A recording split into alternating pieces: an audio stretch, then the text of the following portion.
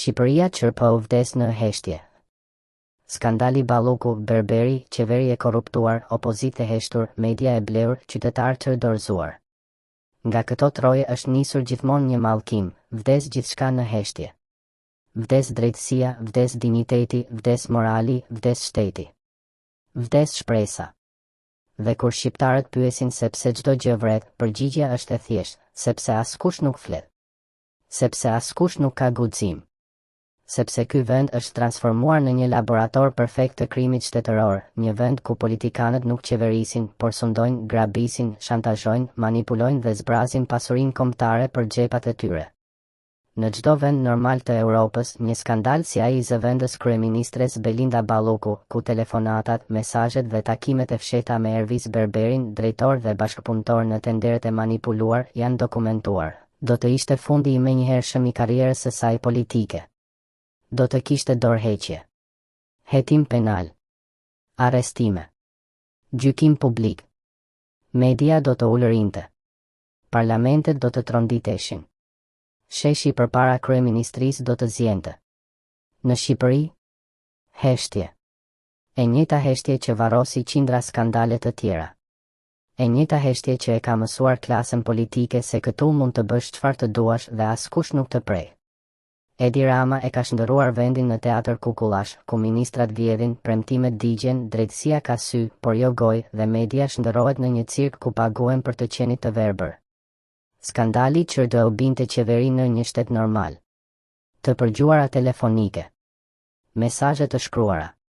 Marrëveshje të ndershme. Takime në Ankara, në Tiranë, në ambiente private të zgjedhura qëllimisht.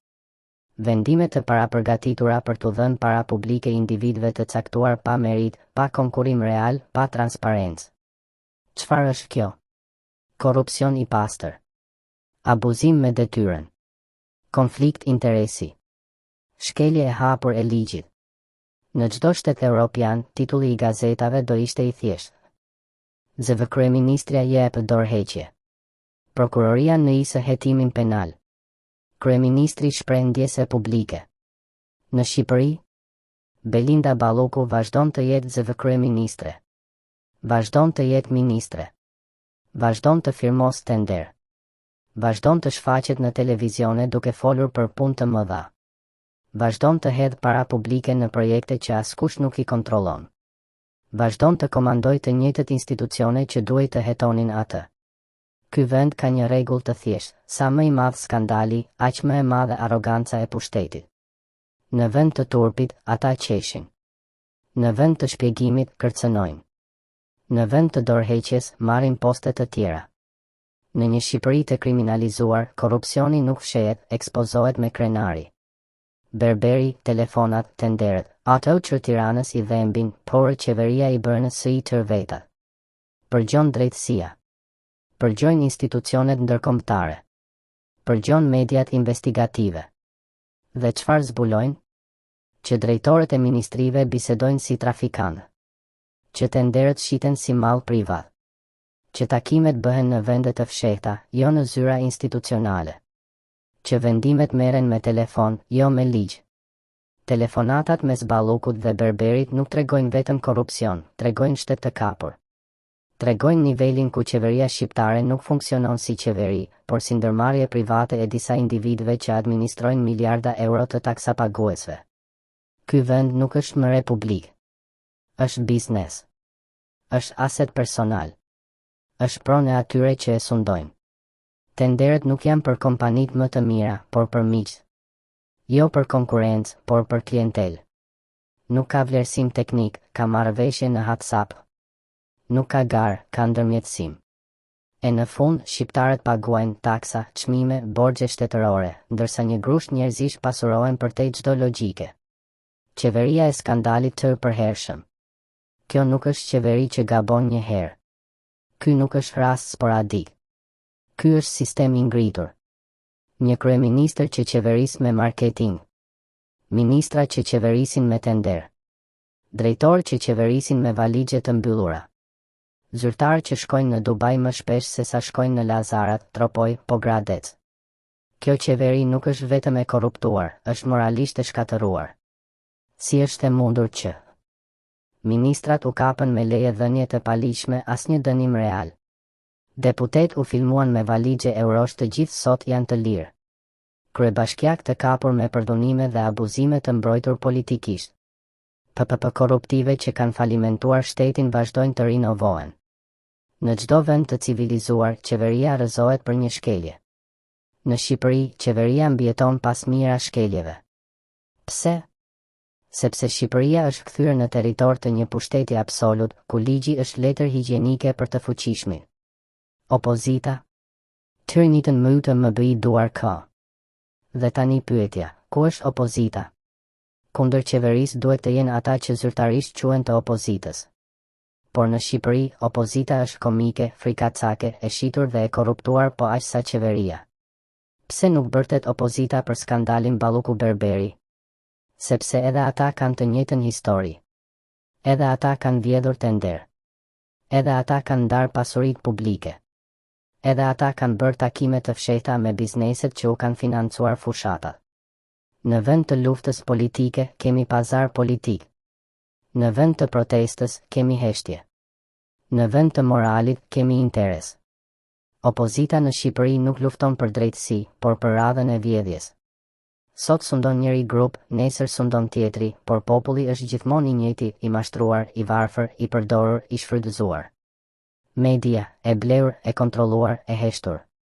Në një vend normal, media do të ishte armiku i politikës së korruptuar.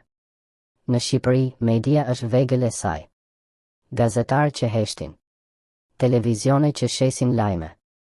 Portale që publikojnë çfarë u kërkohet. Analistë që paguhen për të gënjur publikun. Kush ka guximin të flasë? Askush. Sepse kush flet, kërcënohet. Sepse kush investigon, zhduket nga ekrani. Sepse lajmi nuk është më detyrim ndaj qytetarit, është treg. Dhe në tregun shqiptar, blerësi më i madh është qeveria. Shikoni sot kanalet kryesore, debate për tema të kota, emisione ku ekspertët bërtasin kot, gazetarë që servilosen. Askund nuk ka investigim serioz. Askund nuk ka dokumentar që ekspozojnë krimin shtetëror.